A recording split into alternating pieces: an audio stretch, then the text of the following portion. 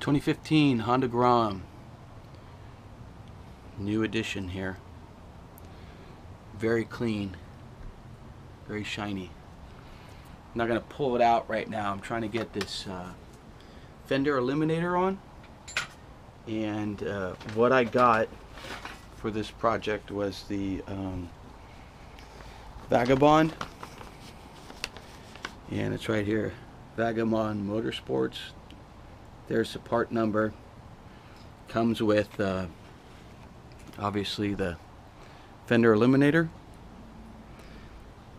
and what we're doing right now obviously is got the seat off, got the 4 bolts, 12 mil, 12 mil, 12 mil, 12 mil, pulled the turn signal line, which is the black one.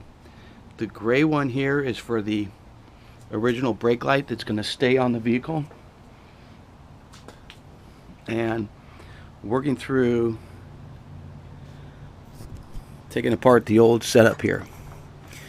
So we have the black wire, turn signals are off. That's simple, 1 bolt either side, 14 mil. Couple of Phillips head screws, and then we're going to send this wiring through here, take it apart. You got to remove that Phillips, and that'll get you the license plate light that we're all going to use. We're going to use all the stock lighting for now. Not going to change that right now. Put that back together, so I will get you back up here when I get the wiring undone. I start to wire the other piece up. Bone stock. So here we go. Alright, so slight change of plans here. Of course, we're underneath the fender now. We're not going to remove that Phillips or that one. You can see down in there, there's a couple of 8mm bolts. I got a extended, what do you call it, deep socket ratchet and socket in there. And looks like if I can just take those 2 8mm out, I'll be able to get the license plate light out. So without having to take off that spacer piece, which is right here. So let's see if that works, and if not, we'll take off those 2. Okay, there's one, and hopefully the bolts will just fall in there, and I'll be able to get them out and avoid a little bit of extra undoing stuff here. So, okay, there we go. So it's out and dangling. We'll collect the washers in the bolt. Here's one. Perfect. Get the other one. And we'll catch up when I get this wiring out, and then we'll start wiring up the Vagabond Fender Eliminator. Here we go. Alright, got the wires out, got this in. One thing that I noticed, you got to get this rubber piece off that was on the old one and reuse that. And it's got a little bit of raised edge around the fitting there.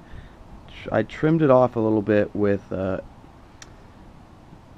cutter, and so that should fit right in there like that. And what we're going to do, and what I've seen, is that obviously this is a super tight fit to get these 8mm screws threaded in here, and we're going to get those threaded, but do this step first and then do the turn signals, because what you run into when the turn signals go in, the bolts come in here, they're rather long.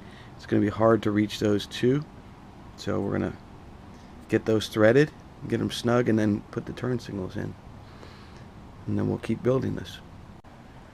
Okay, that only took about 5 minutes, but anyway, so a couple of points to note here. Stock turn signals, stock rear license plate lamp, and in here it's a snug fit, as you can see, with the 2 14mm and the 2 8s. But I got it in there, and then I had a question about you know, if the wires are supposed to go through this rectangular hole or the one with the grommet. So I figured one with the grommet, and had to actually take the grommet out to feed the big end of the clip in here, and then just feed everything through. One other point of note, don't mess this up, is that the turn signal lights have both have a green, but one has a red and one has a like a aqua color. The aqua color one, or the blue one, goes on the right hand side of the motorcycle. So if you're sitting on it, it's the right turn signal. The red, the one with the red wire, is the left hand turn signal. Don't want to mix that up because you have to take it all apart, I guess, or do something to get it right. But anyway, I'll plug these back together and then start mounting this thing. Not too bad. Came a little zip tie there. I'm going to zip tie those together and continue on. Okay, there it is, all buttoned up. Got the zip tie in there, cut. What I liked about the Vagabond from the Eliminator is it comes with this cover plate and screws, so covers it up pretty nice, makes it clean. Will keep some of the road debris out of the wires and out of the mechanism in there, so that's a good thing. And of course it cleans it up underneath the bike.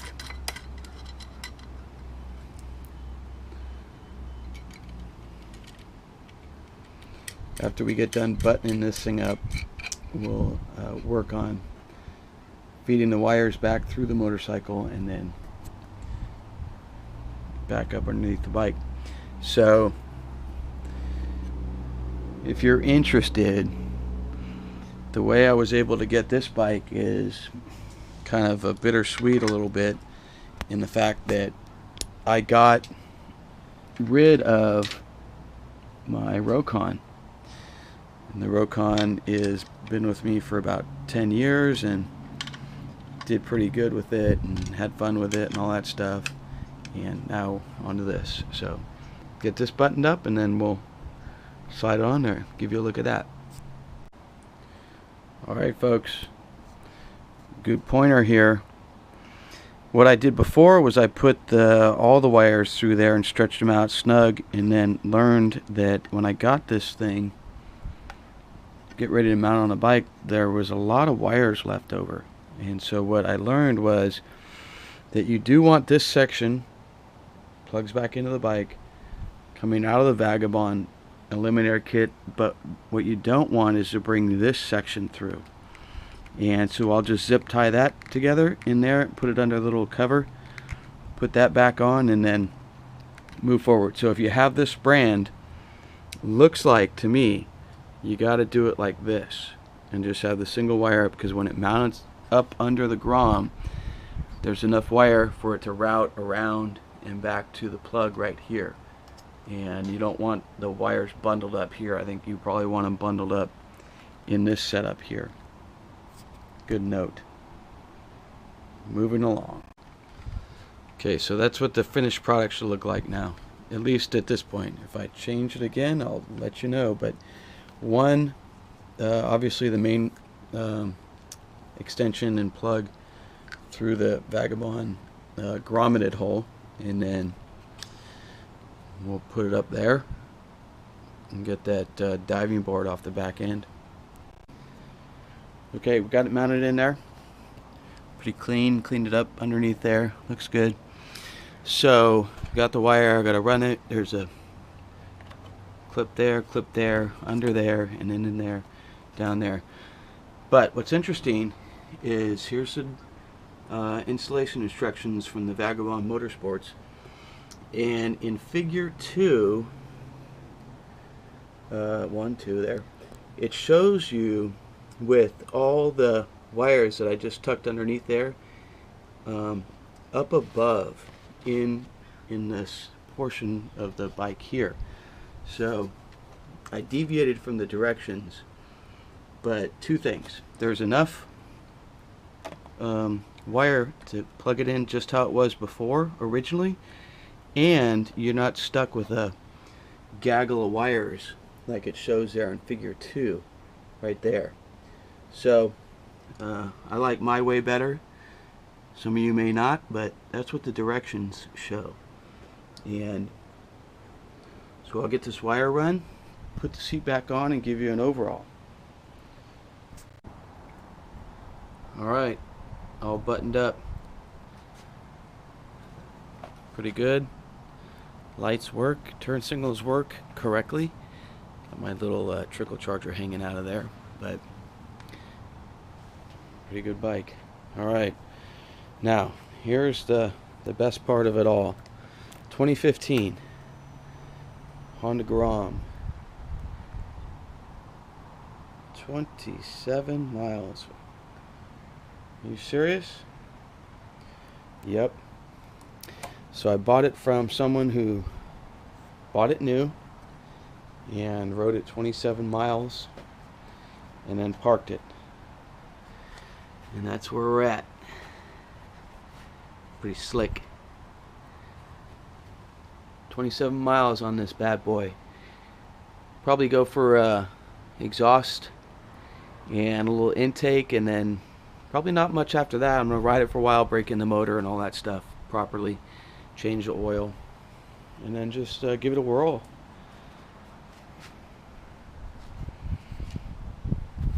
Exciting.